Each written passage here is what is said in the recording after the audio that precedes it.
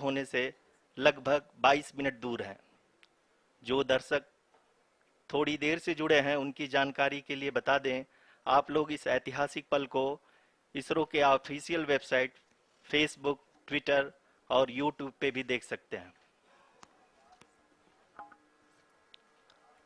Honorable dignitaries, delegates, scientists, media personnel, and dear viewers, a very good evening to all of you. We at ISRO welcome you to the live coverage of India's prestigious Chandrayaan-3 mission's landing event on the lunar surface. These are the visuals from Mission Operation Complex at ISRO's Telemetry Tracking and Command Network, ISTRAC, situated in Namma, Bengaluru, Karnataka. I, Arushi Seth, and my colleague, Dr. Padamdeo Mishra, are your hosts for the evening and shall accompany you on the journey of the landing event from powered descent start to touchdown. Today, we shall be witnessing the final phase of the critical and most technologically challenging mission operations of Chandrayaan-3, wherein the lander module will be making a safe and soft landing on the surface of the moon. These display screens show the countdown to the power descent start as well as the path that will be followed by the lander module. We are 18 minutes away from the commencement of power descent. India is at the brink of creating history as we all await with bated breath to witness the landing on Moon's south polar region.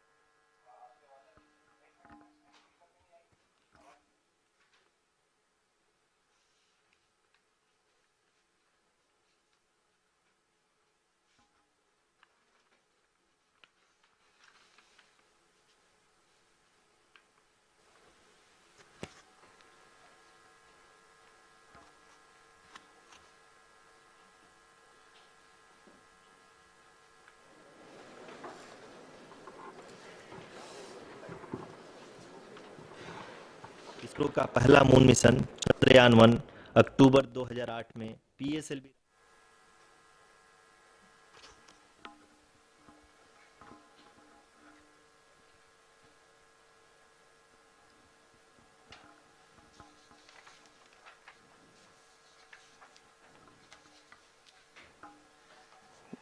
धन्यवाद Arushi.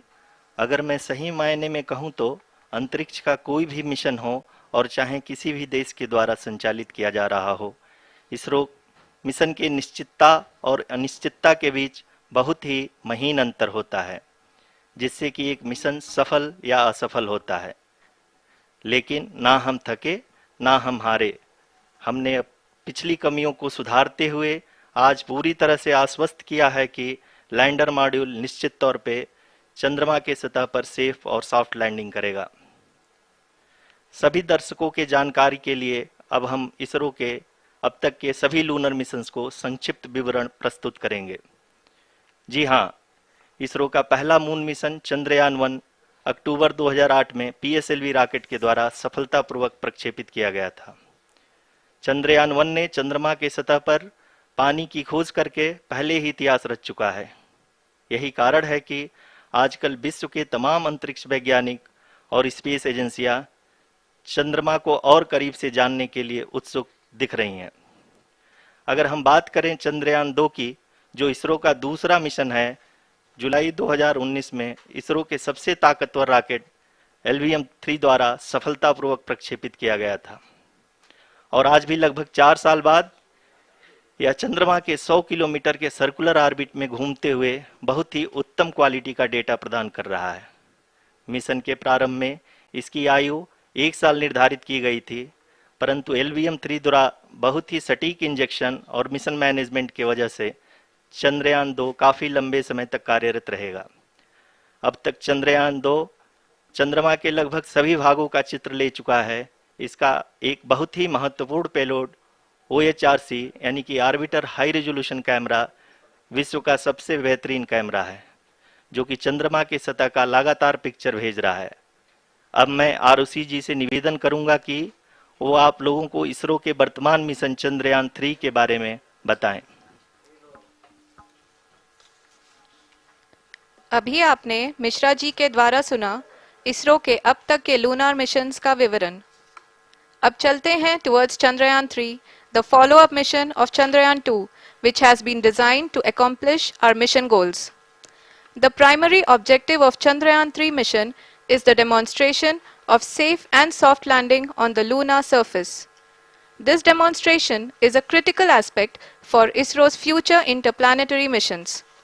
In addition to this, the mission objectives also include demonstration of roving capability and conduction of in situ scientific experiments on Moon's surface. Carried on the shoulders of India's heaviest rocket LVM-3 on the 14th of July, Chandrayaan-3 was placed in the precise elliptic parking orbit of size 170 by 36,500 kilometers. ISRO, in its mission plan of following the incremental trajectory approach, carried a total of 5 earthbound maneuvers. The fifth apogee raising maneuver, which took place on the 25th of July, placed the spacecraft in an orbit of 250 by 1,27,000 kilometers.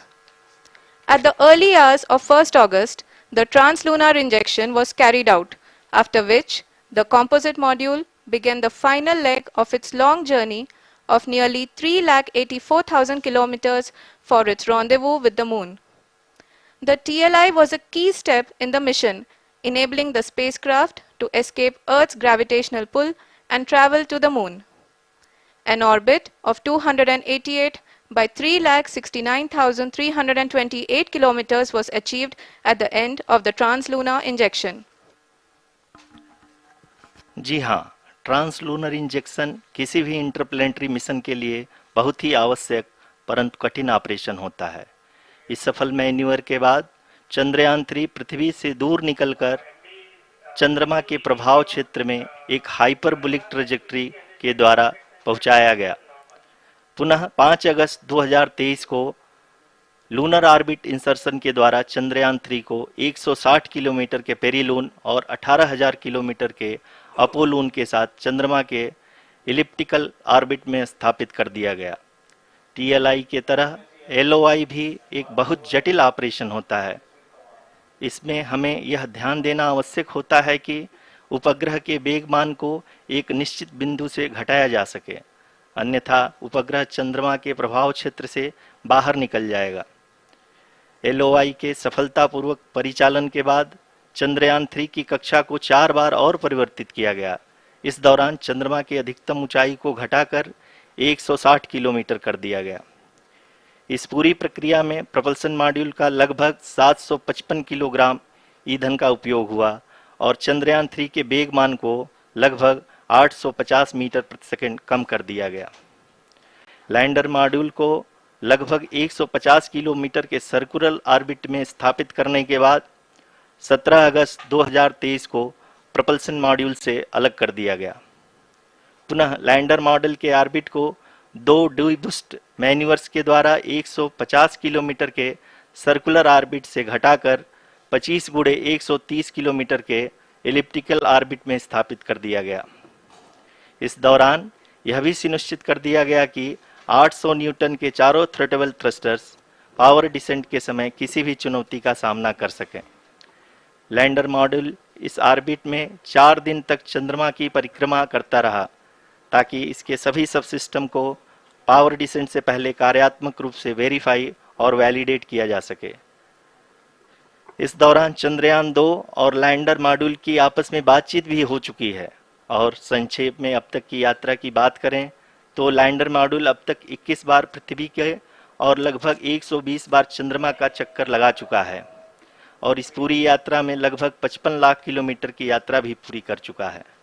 अब तक के इस पूरे अभियान में यह भी सुनिश्चित किया गया कि सारे ऑर्बिट मैन्यूवर्स इस प्रकार किए जाएं कि लैंडिंग साइट पावर डिसेंट की शुरुआत से ही लैंडर के ऑर्बिटल प्लेन में बना रहे।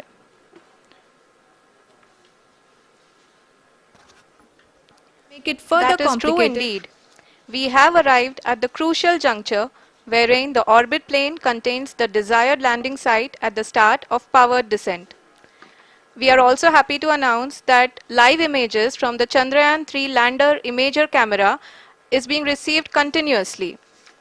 The demonstration of soft landing on the moon's surface is no ordinary feat due to the innumerable challenges and complexities involved. The lander velocity has to be killed from nearly 6,048 kilometers per hour without any aid from the thin and tenuous Moon's atmosphere. The lunar dust at the time of landing and the craters and boulders scattered over the Moon's surface make it further complicated to achieve this. The new and improved Chandrayaan-3 design has been built after envisaging all the scenarios which the lander module can encounter. With several software improvements, provision for full-level redundancies, a plethora of special tests, namely the integrated hot test, integrated cold test, and lander leg drop tests were carried out for the lander module. The success of these tests has provided great confidence in the performance of all the onboard sensors, propulsion system, and associated guidance, control, and navigation algorithms. The key findings during the tests have enabled to improve the overall system performance. The largely unexplored south pole of the Moon has been chosen as the intended landing site since there is a possibility of finding ice and other minerals which would be vital resources for future explorers. Apart from continuing investigations pioneered by Chandrayaan-1 and Chandrayaan-2, the Chandrayaan-3 mission will also provide invaluable data to the science community around the world. Let us give our viewers a glimpse on the configuration of Chandrayaan-3 mission.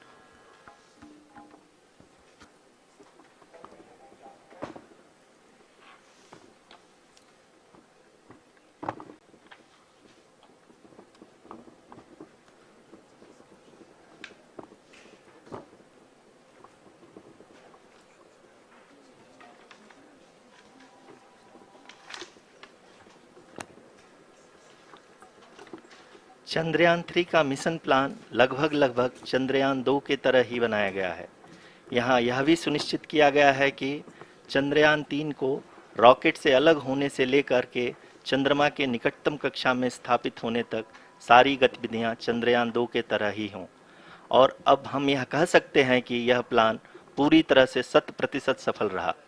हालांकि lander module के sensors और propulsion system को इस तरह से मजबूत किया गया है कि लैंडर पावर डिसेंट के समय किसी भी आपदा से बाहर आकर के मिशन के मुख्य उद्देश्य को पूरा कर सके। इस क्रम में लैंडर के मुख्य सेंसर्स कारा, लासा, LHBC, LDV और LHDAC का कार्यात्मक परीक्षण भी किया जा चुका है। LDV जो कि पूर्णतः स्वदेशी तकनीकी से बनाया गया एक नया सेंसर है, इसका मुख्य कार्य लैंडर के वेलोसिटी को तीनों अक्षों में कंप्यूट करना है। पावर डिसेंट के दौरान लैंडर के सटीक पोजीशन और वेलोसिटी का ज्ञान होना बहुत ही आवश्यक है। लिराप यानी laser inertial referencing and accelerometer package इस कार्य को पावर डिसेंट के दौरान बखूबी निभाएगा। ट्रैजेक्टरी जनरेशन जो कि चंद्रयान 3 मिशन के लिए बहुत ही अहम है, क्योंकि हर ऑर्बिट मैन्यूवर के बाद यह सुनिश्चित किया जाता है कि लैंडर की मिशन ऑब्जेक्टिव को ना बदले। इस क्रम में मैं यह भी आपको बता दूं कि ऑर्बिट डिटर्मिनेशन जो कि उपग्रह के पोजीशन और वेलोसिटी को बहुत ही एक्यूरेटली बताता है, एक बहुत ही कठिन और जटिल कंप्यूटेशन और एस्टिमेशन होता है। यहाँ यह भी जानना महत्वपूर्ण है कि चंद्रयान 2 का OHRC पेलोड अब तक काफ़ी ऊंचे स्तर का डैम प्रदान किया है, जिसके फलस्वरूप लैंडिंग साइट की सीमा को बढ़ाकर 4 गुणे 2.4 किलोमीटर कर दिया गया है, जो कि पावर डिसेंट के दौरान सॉफ्ट लैंडिंग कराने में काफ़ी सहायक सिद्ध होगा। Apart from the sensors, Chandrayaan-3 is equipped with a suite of sophisticated payload instruments.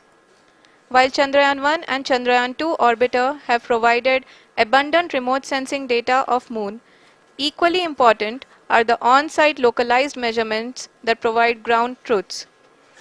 Lander and rover have payloads which are completely new and will perform in situ analysis of lunar surface.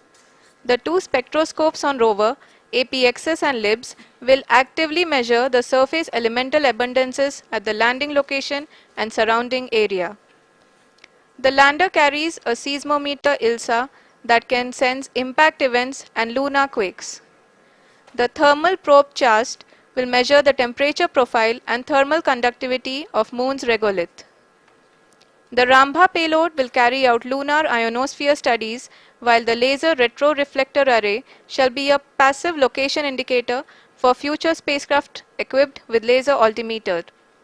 The propulsion module has not been left behind, and an experimental shape payload has been added to it as a value addition. It will help in understanding the nature and characteristics of water-rich planets and will also aid in the future study of potentially habitable exoplanets. We are minutes away from the start of powered descent. The entire powered descent shall be carried out by the onboard autonomous landing sequencer or ALS, which is a series of instructions preloaded to the lander module. These instructions include the commands to be executed, data to be collected and analyzed, and decisions to be made and executed autonomously throughout the powered descent.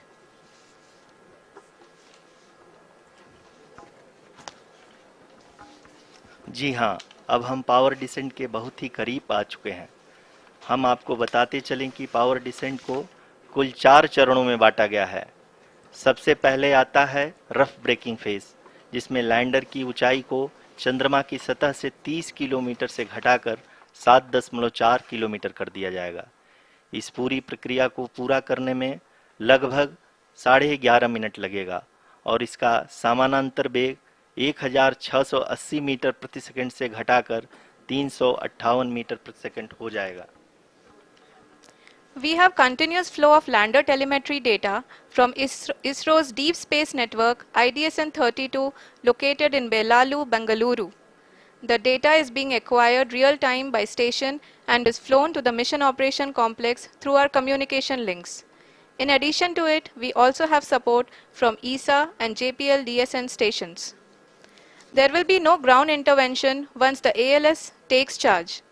The preparation for today's event had started 48 hours before, wherein various pre-selections and uplinking of parameters for the autonomous landing sequence were carried out.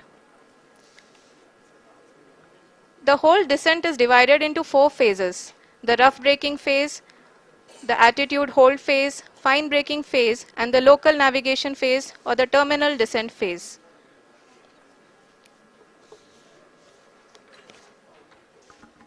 जी हाँ, attitude hold phase, जो कि power descent का दूसरा चरण है, एक बहुत ही महत्वपूर्ण फेज है। इस 10 सेकंड के स्मॉल ड्यूरेशन के दौरान लैंडर के 2 महत्वपूर्ण सेंसर कारा और लासा लैंडर की ऊंचाई की गणना करेंगे। इस फेज के पूरा होते ही लैंडर चंद्रमा के सतह से कुल 6.8 किलोमीटर की ऊंचाई पर होगा। During the rough braking phase, the lander velocity shall be brought down from 1680 meters per second to 358 meters per second. The altitude will be brought down from 30 kilometers to 7.4 kilometers at the end of rough braking.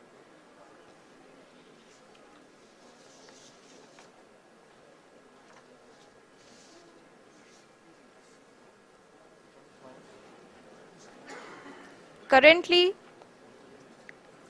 we can see the scientists are analyzing the lander data.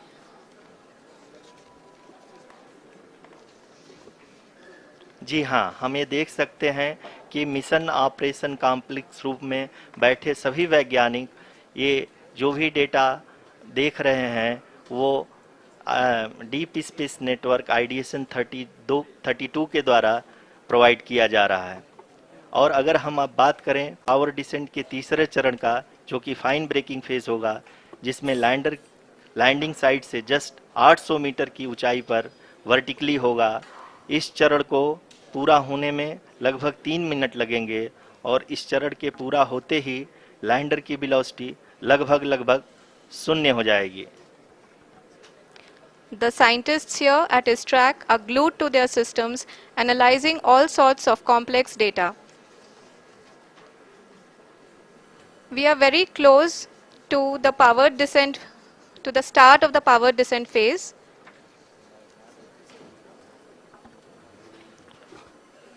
जी हाँ, अगर अगर हम अब बात करें power descent के चौथे और अंतिम चरण का, जो कि लोकल नेविगेशन फेज या टर्मिनल डिसेंट फेज भी कहा जाता है, इस दौरान लैंडर के 2 इंजन बंद कर दिए जाएंगे और लैंडर के सेंसरों द्वारा इसके हाइट और वेलोसिटी की गणना इनर्शियल नेविगेशन को भेज दिया जाएगा। इस दौरान लैंडर 150 मीटर की ऊंचाई को प्राप्त करने के बाद कुल 131 सेकंड लगाएगा। इस पड़ाव पे आने के बाद पुनः लैंडर 22 सेकंड के लिए हॉवरिंग करेगा।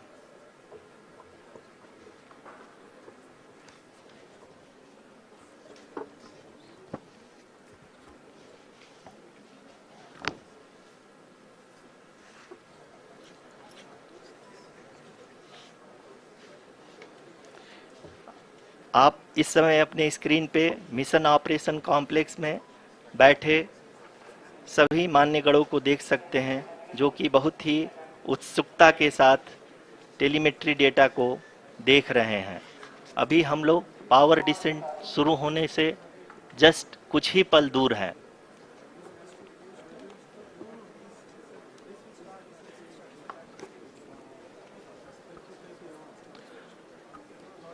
पावर डिसेंट शुरू होने में लगभग 30 सेकंड ही बचा है और हमको ये सारे data mission operation complex room में आईडीएसएन 32 के द्वारा, जो कि लगातार लैंडर के कनेक्शन में बना हुआ है, प्रदान कर रहा है। Dear viewers, the pivotal power descent has begun and the lander module is propelling towards the moon's surface along the intended trajectory.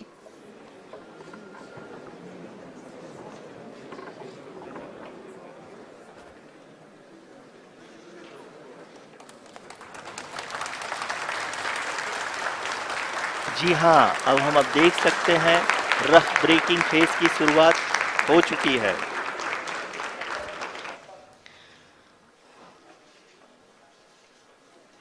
During this rough braking phase, the lander velocity shall be brought down from 1680 meters per second to 358 meters per second.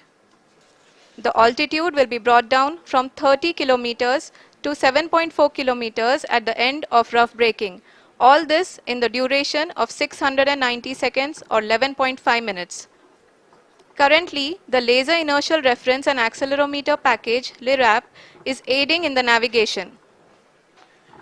जी हाँ, अभी आप अपनी screen पे देख सकते हैं कि lander अब तक कुल 191 किलोमीटर हॉरिजेंटल दिशा में चल चुका है और अभी तक इसकी वेलोसिटी लगभग 31 किलोमीटर बनी हुई है।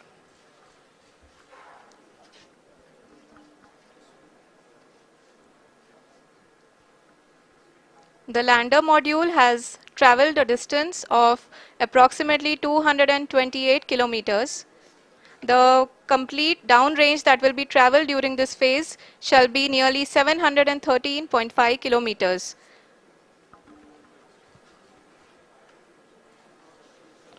जी हाँ, कुल 745 किलोमीटर के इस रफ ब्रेकिंग फेज में आप देख सकते हैं कि हम लोग लगभग अपनी यात्रा 20% कंप्लीट कर चुके हैं।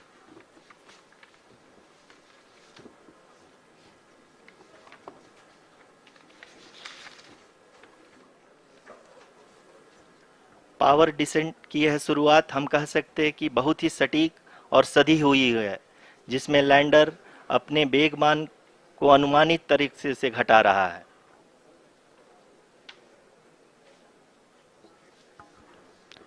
The altitude of the lander module will reduce from 7.4 kilometers to 6.8 kilometers. During the next phase, which is going to be the attitude hold phase. We can currently see that the altitude of the lander module is nearly 31 kilometers. Arushi, अभी हम इस ground trace को देखते हुए कह सकते हैं कि रफ ब्रेकिंग फेज की शुरुआत बहुत ही अच्छे तरीके से हुई है। आप ये देख सकती हैं कि जो भी प्रोजेक्टेड ग्राउंड ट्रेस है, उसी पे अपना लैंडर मॉड्यूल आगे चलते हुए बढ़ रहा है। अभी तक ये देखा जा सकता है कि लैंडर मॉड्यूल लगभग 370 किलोमीटर क्षैतिज दिशा में चल चुका है। The mission operations team is analyzing the data. We can all see the seriousness and the concentration with which each and every parameter of the lander module is being analyzed. The performance so far seems to be nominal. जी आरुषि, चूंकि ALS activate किया जा चुका है, इसलिए ground से कोई commanding नहीं की जा रही है। इस दौरान आपके स्क्रीन पे सारे डेटा इसरो के डीप स्पेस नेटवर्क से रियल टाइम में आ रहे हैं। इस मिशन में सेकेंड और थर्ड ऑर्डर गाइडेंस पॉलिनोमियल का प्रयोग हुआ है, जो कि इनर्शियल थ्रस्ट और एंगल के हमेशा सुनिश्चित करेगा। During the entire descent, there is no ground intervention as the ALS has taken charge. The preparation for today's event had started nearly 48 hours before, wherein various pre-selections and uplinking of parameters were done. We can see that the vertical velocity of the lander module has been brought down. It is continuously coming down. And the ALS had already been initiated 1 hour before the scheduled time of the power descent start.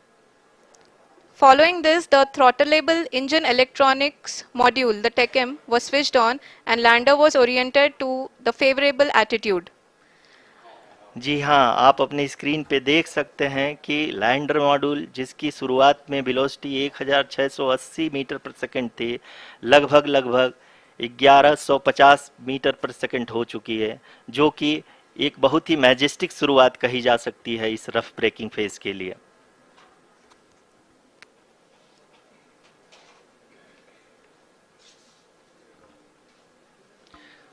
यहाँ पे मैं आपको ये भी बताते चलूँ कि आप अपने स्क्रीन पे देख सकते हैं कि द लैंडर मॉड्यूल का आल्टीट्यूड धीरे धीरे अब कम होता हुआ दिख रहा है, और जो कि एक्सपेक्टेड भी है।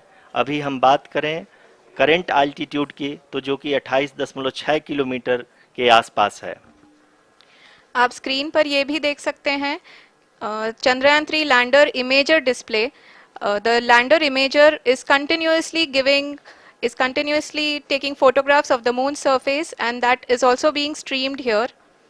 Currently, the horizontal velocity has been brought down, and the distance traveled is 574 kilometers.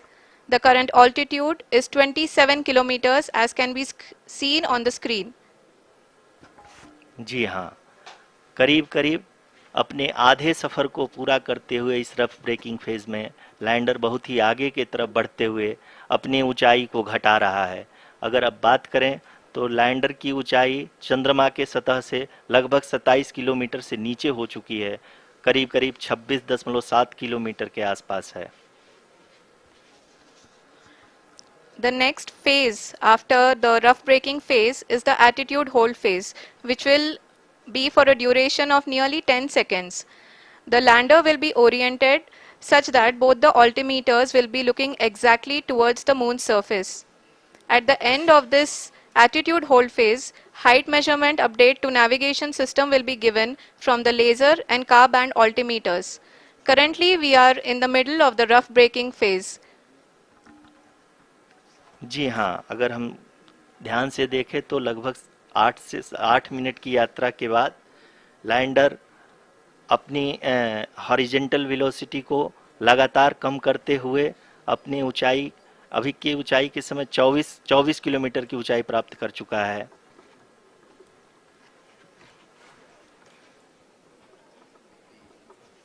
अब तक के आंकड़े को देखते हुए हम कह सकते हैं कि लैंडिंग पूरी तरह से नॉमिनल है।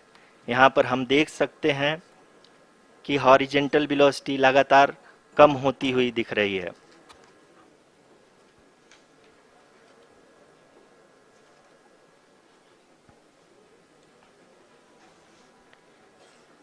The altitude of lander from ground is currently 22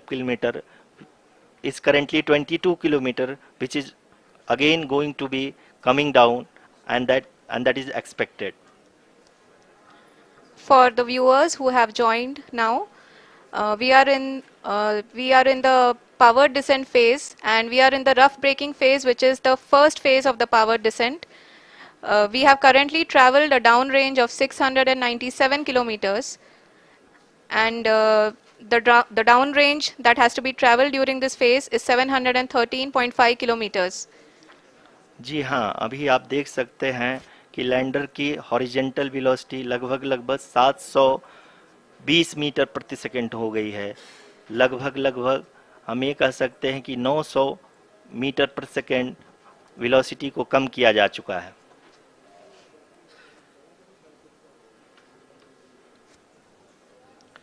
At the same time, we can see the altitude of the lander is just 17.8 kilometer from the moon surface, which is going to be around 7.4 at the end of the rough braking phase.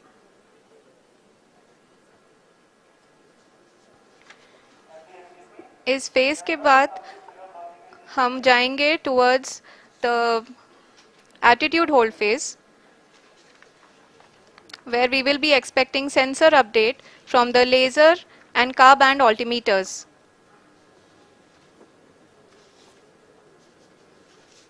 We can see the visualization of the lander module moving towards the moon's surface. The current altitude is nearly 15.2 kilometers and the distance traveled is 754 kilometers. We can also see the image that the lander imager camera has been providing.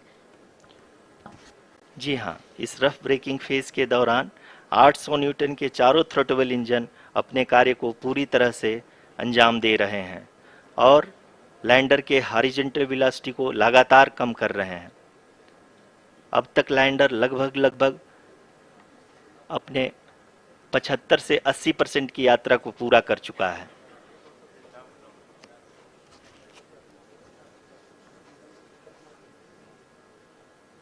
After the rough braking and the attitude hold phase, we shall be having the fine braking phase, which will continue for nearly 3 minutes. The whole phase is being driven by the autonomous landing sequencer and there is no intervention from ground. जी हाँ आरुषि, अभी आप अपनी screen पे देख सकती हैं कि जो करंट आल्टीट्यूड है चंद्रमा के सतह से लगभग 10 किलोमीटर के आसपास है। जी हाँ, हम अपने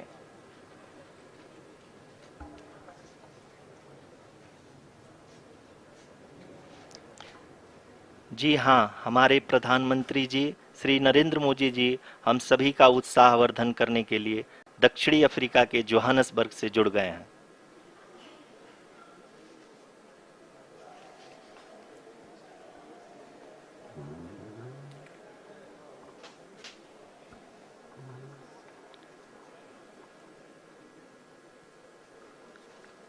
Yes, we are privileged to have with us Honorable Prime Minister of India, Shri Narendra Modi ji, who has joined us from South Africa's Johannesburg to encourage us.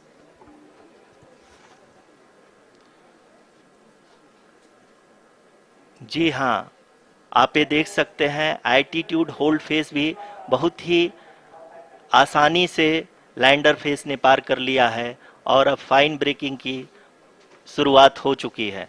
अभी हम ये देख सकते हैं कि लैंडर की ऊंचाई लगभग 5.6 किलोमीटर है, जो कि इस फेज के उपरांत लगभग 800 मीटर हो जाएगी।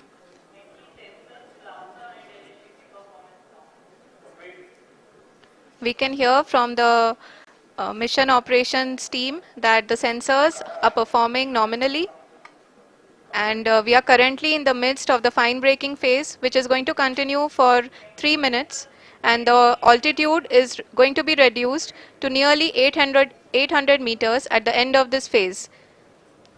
जी हाँ, जैसा कि आरुषि जी ने बताया कि लगभग 3 मिनट के उपरांत लैंडर की हाइट लगभग 800 मीटर वर्टिकली होगी और यहाँ पे लैंडर की horizontal velocity, vertical velocity, even down range भी लगभग शून्य होगा। We can see the visual of the lander module, and we can see that the downrange traveled is nearly 831 kilometers.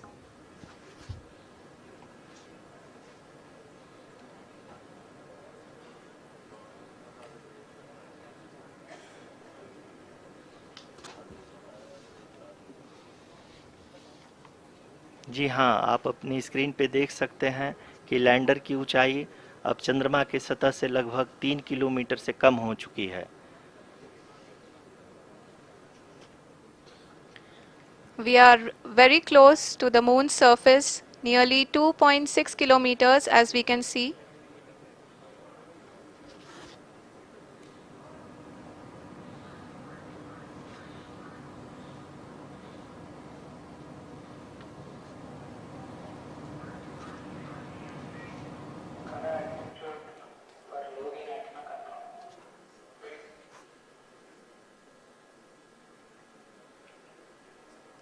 जी हाँ, अभी आप देख सकते हैं कि लैंडर की ऊंचाई लगभग 1 किलोमीटर के आसपास है।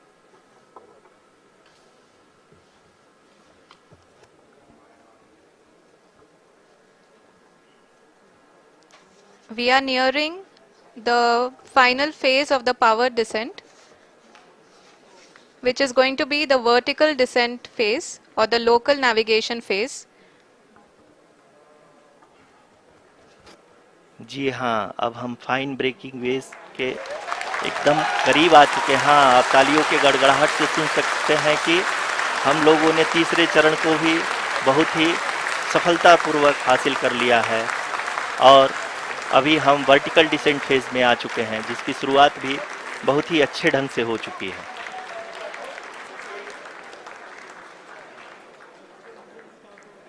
Lot of applause indicates that till now the performance has been nominal.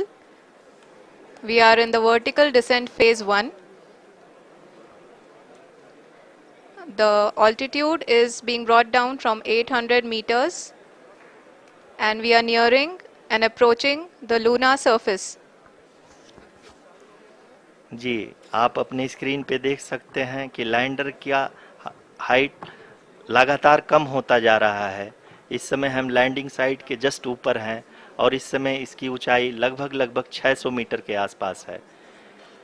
इस फेज के दौरान लगभग 150 मीटर के ऊंचाई पे पहुंचने के बाद लैंडर अगेन लगभग 20 से 22 सेकंड के लिए हॉवरिंग करेगा। We are above the landing site. The horizontal as well as the vertical velocity is now being constantly reduced, and the lander module has begun its descent towards the landing site.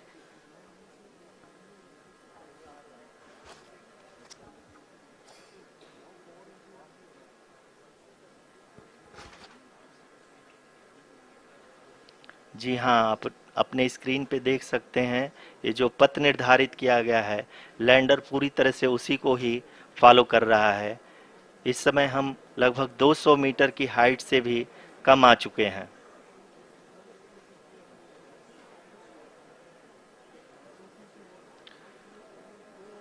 अब हम ये देख सकते हैं कि हम लगभग 150 metre की ऊंचाई पे हैं चंद्रमा के सतह से।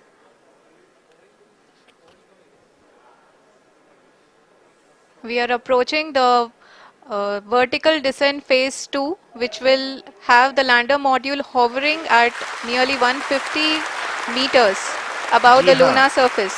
जी हाँ, आप इस तालियों के गड़गड़ाहट को सुन सकते हैं, जो कि सेकंड हाइब्रिड फेज के कंप्लीट होने के बाद इन सारे वैज्ञानिकों के द्वारा की जा रही है।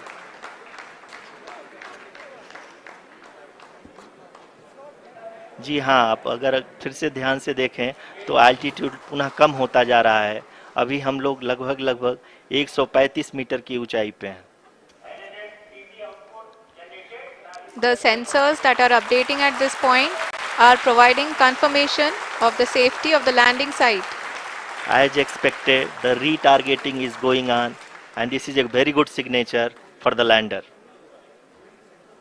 अभी आप ये देख सकते हैं कि लैंडर की ऊंचाई लगभग 65 मीटर के आसपास बची हुई है।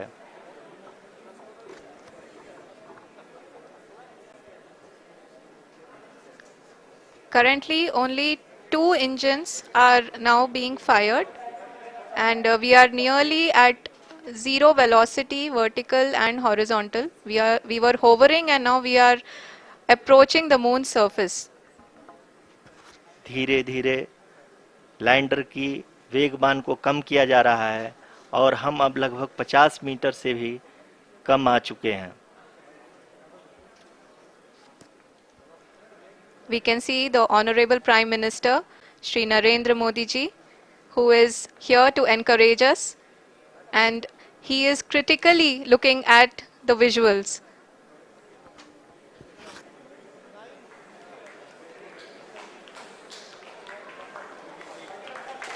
जी हाँ, आप अपने स्क्रीन पे देख सकते हैं कि हम lander module. People are applauding. Let lander us all module wait to hear from the Secretary Department of Space and Chairman ISRO, Shri S. Somnath.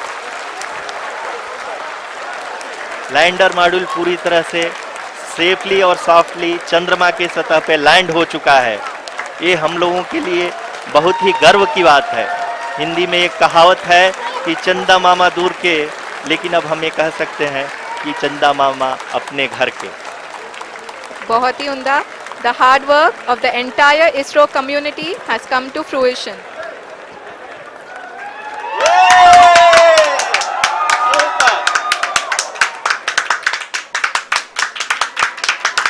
आदरणीय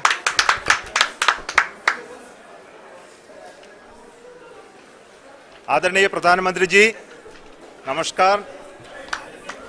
Sir, we have achieved soft landing on the moon. India is on the moon. Sir, I request our Honorable Prime Minister to address us and bless us. Thank you, sir.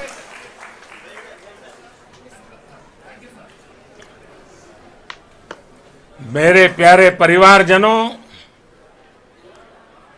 जब हम अपनी आंखों के सामने ऐसा इतिहास बनते हुए देखते हैं तो जीवन धन्य हो जाता है. ऐसी ऐतिहासिक घटनाएं राष्ट्र जीवन की चिरंजीव चेतना बन जाती है. ये पल अविस्मरणीय है. ये क्षण अभूतपूर्व है. ये क्षण विकसित भारत के शंखनाद का है. ये क्षण नए भारत के जयघोष का है. ये क्षण मुश्किलों के महासागर को पार करने का है. ये क्षण जीत के चंद्र पथ पर चलने का है. ये क्षण 140 करोड़ धड़कनों के सामर्थ्य का है. ये क्षण भारत में नई ऊर्जा, नया विश्वास, नई चेतना का है. ये क्षण भारत के उदयमान भाग्य के आह्वान का है. अमृत काल की प्रथम प्रभा में सफलता की ये अमृत वर्षा हुई है. हमने धरती पर संकल्प लिया और चांद पर उसे साकार किया. और हमारे वैज्ञानिक साथियों ने भी कहा, India is now on the moon. आज हम अंतरिक्ष में नए भारत की नई उड़ान के साक्षी बने हैं. साथियों, मैं इस समय ब्रिक्स समिट में हिस्सा लेने के लिए दक्षिण अफ्रीका में हूं. लेकिन हर देशवासी की तरह मेरा मन चंद्रयान महाअभियान पर भी लगा हुआ था। नया इतिहास बनते ही हर भारतीय जश्न में डूब गया है। हर घर में उत्सव शुरू हो गया है।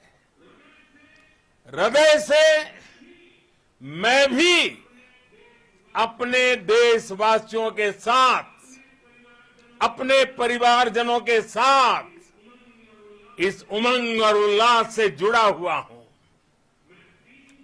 मैं टीम चंद्रयान को, इसरो को और देश के सभी वैज्ञानिकों को जी जान से बहुत बहुत बधाई देता हूं, जिन्होंने इस पल के लिए वर्षों तक इतना परिश्रम किया है। उत्साह, उमंग, आनंद और भावुकता से भरे इस अद्भुत पल के लिए मैं 140 करोड़ देशवासियों को भी कोटि कोटि बधाइयां देता हूं। मेरे परिवारजनों, हमारे वैज्ञानिकों के परिश्रम और प्रतिभा से भारत चंद्रमा के उस दक्षिणी ध्रुव पर पहुंचा है, जहां आज तक दुनिया का कोई भी देश नहीं पहुंच सका। अब आज के बाद से चांद से जुड़े मिथक बदल जाएंगे, कथानक भी बदल जाएंगे और नई पीढ़ी के लिए कहावतें भी बदल जाएगी। भारत में तो हम सभी लोग धरती को मां कहते हैं और चांद को मामा बुलाते हैं। कभी कहा जाता था, चंदा मामा बहुत दूर के हैं। चंदा मामा बहुत दूर के हैं। अब एक दिन वो भी आएगा जब बच्चे कहा करेंगे, चंदा मामा बस एक टूर के हैं। Friends, on this joyous occasion, I would like to address all the people of the world, the people of every country and region. India's successful moon mission is not just India's alone. This is a year in which the world is witnessing India's G20 presidency. Our approach of one earth, one family, one future is resonating across the globe. This human-centric approach that we present and that we represent has been welcomed universally. Our moon mission is also based on the same human-centric approach. Therefore, this success belongs to all of humanity, and it will help moon missions by other countries in the future. I am confident that all countries in the world, including those from the global south, are capable of achieving such feats. We can all aspire for the moon and beyond. मेरे परिवारजनों, चंद्रयान महाअभियान की ये उपलब्धि भारत की उड़ान को चंद्रमा की कक्षाओं से आगे जाएगी। हम हमारे सौर मंडल की सीमाओं का सामर्थ्य परखेंगे और मानव के लिए ब्रह्मांड की अनेक संभावनाओं को साकार करने के लिए भी जरूर काम करेंगे। हमने भविष्य के लिए कई बड़े और महत्वाकांक्षी लक्ष्य तय किए हैं। जल्द ही सूर्य के विस्तृत अध्ययन के लिए ISRO Aditya L1 mission launch करने जा रहा है। इसके बाद शुक्र भी इसरो के लक्ष्यों में से एक है। गगनयान के जरिए देश अपने पहले ह्यूमन स्पेस फ्लाइट मिशन के लिए भी पूरी तैयारी के साथ जुटा है। भारत बार बार ये साबित कर रहा है कि sky is not the limit. साथियों, साइंस और टेक्नोलॉजी देश के उज्जवल भविष्य का आधार है। इसलिए आज के इस दिन को देश हमेशा हमेशा के लिए याद रखेगा। यह दिन हम सभी को एक उज्जवल भविष्य की ओर बढ़ने के लिए प्रेरित करेगा। ये दिन हमें अपने संकल्पों की सिद्धि का रास्ता दिखाएगा। ये दिन इस बात का प्रतीक है कि हार से सबक लेकर जीत कैसे हासिल की जाती है। एक बार फिर देश के सभी वैज्ञानिकों को बहुत बहुत बधाई और भविष्य के मिशन के लिए ढेरों शुभकामनाएं। बहुत बहुत धन्यवाद।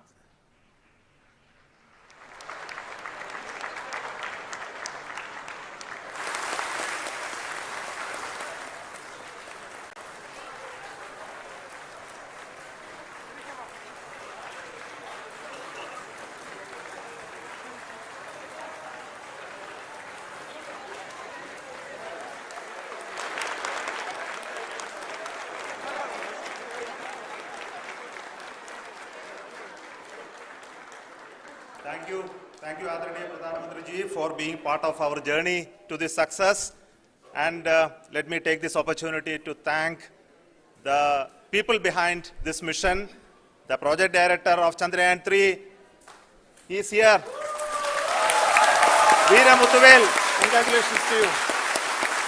The associate project director, Kalpana, and the mission operations director, Srikanth. And the satellite was built at your Rao Satellite Center, Shankar and the director.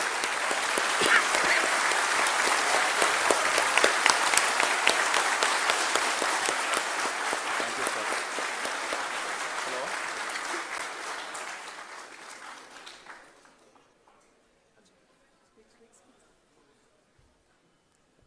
It's a great moment of happiness on behalf of team. It gives me immense satisfaction on achieving this goal as a project director of this mission. The entire mission operations, right from launch till landing, happened flawlessly as per the timeline, and we became the 4th country to demonstrate the soft landing onto the moon surface, and we became the first country to go to near to the south pole of the moon.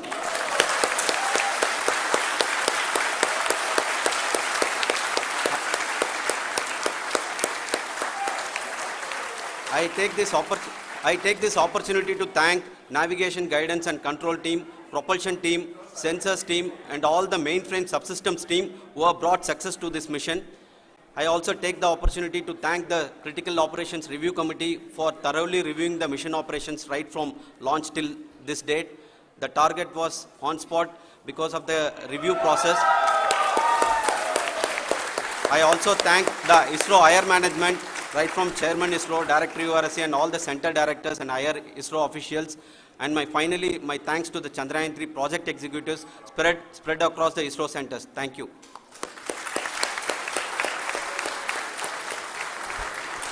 Mission Director Srikanth. It gives me an immense pleasure to be part of Chandrayaan-3 and acting as Mission Director. I would like to thank each and every team member who has supported in carrying out all the mission operations flawlessly. And I would like to thank my senior management, Chairman ISRO, Director URSC, my senior colleagues and my team members for carrying out and supporting all the things carrying out in a proper way. Thank you very much. Associate Project Director Kalpana. Good evening to all. This will remain the most memorable and the happiest moment for all of us, for our team Chandrayaan-3. We have achieved our goal flawlessly. From the day we started rebuilding our spacecraft after Chandrayaan-2 experience, it has been breathe in, breathe out Chandrayaan-3 for our team. And starting from the reconfiguration to all the special tests and the simulations we have conducted meticulously, and this has been possible only because of our immense effort from our Chandrayaan-3 team, and of course with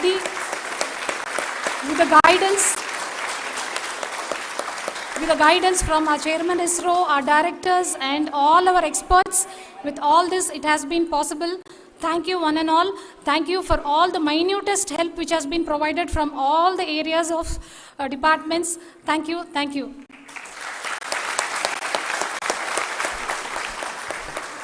Now, Chandrayaan-3 is a result of the work done by thousands of scientists, engineers, our staff and industries and support team across ISRO and other places, other institutions.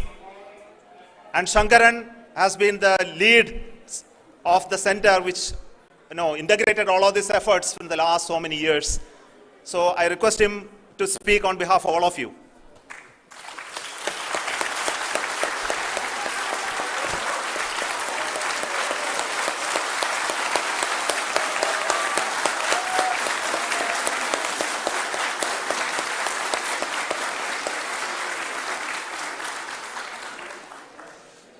Thank you very much for the affection that has been displayed today now. Today, we have achieved what we set out to achieve in 2019. It was delayed by about 4 years, but we have done it. When Chandrayaan-3 was launched,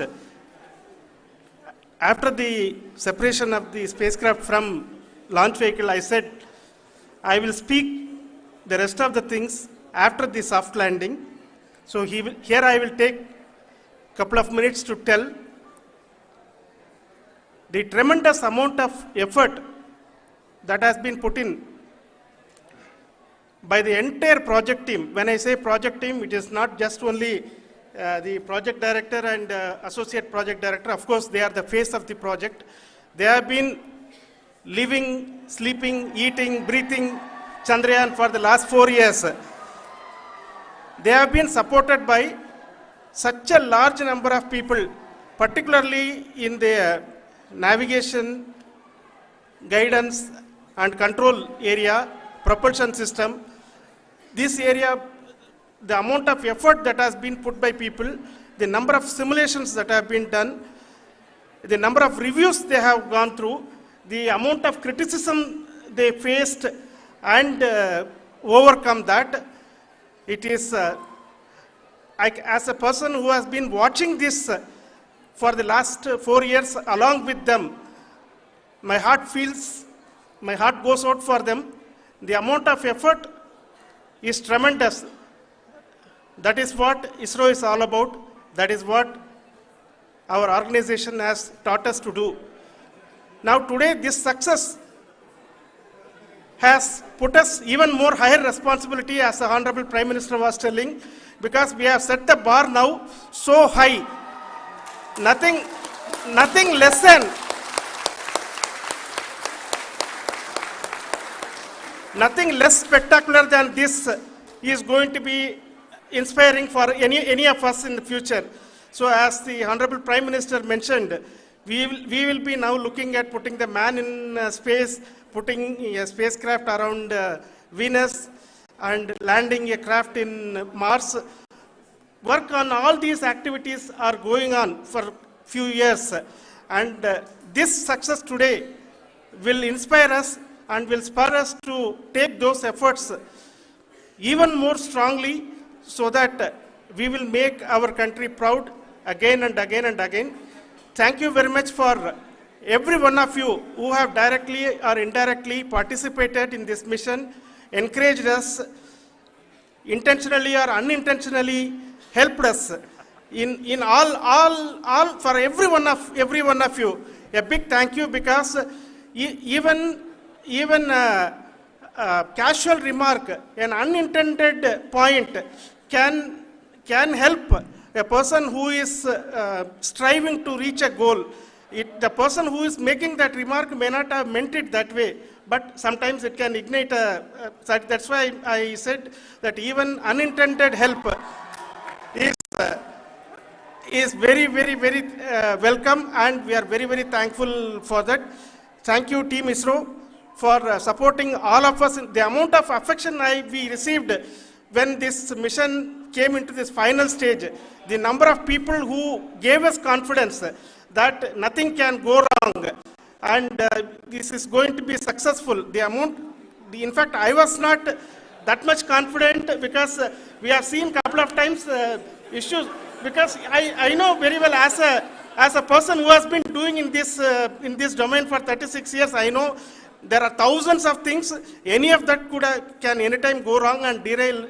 But so many of the people, because that I only see as the reflection of the effort we have put, that people are so happy to see this effort, and they want us to succeed. It is not that they know that we are going to succeed. The people want us to succeed. So thank you very much for everyone, for your love and affection. We will continue to do our best and make our flag fly, ISRO's as well as India's flag fly high. Thank you very much.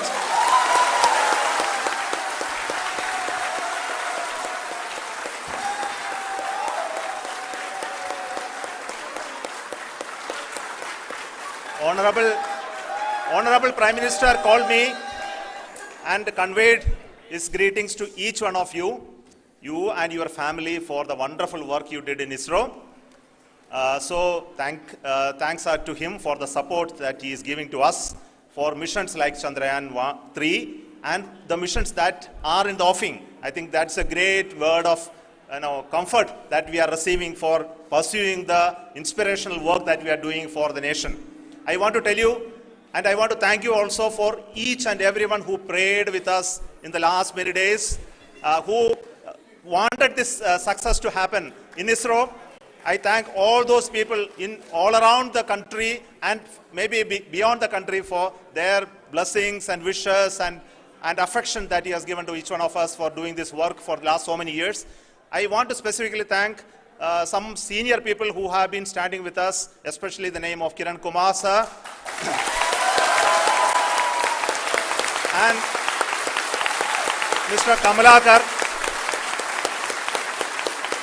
Sri Koteshwar Rao. They have been helping so much.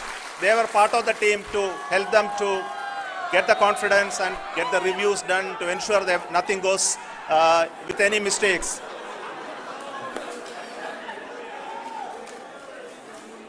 And of course, this is not the work of us alone. This is a work of a generation of ISRO leadership and ISRO scientists. And this is a journey we started in Chandrayaan-1, continued in Chandrayaan-2, and Chandrayaan-2 craft is still working and doing a lot of communication work with us.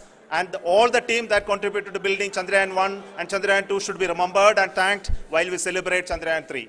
And this is an incremental progress and definitely a great, huge one it is. And thank you so much for all the support and work that you have done. Thank you.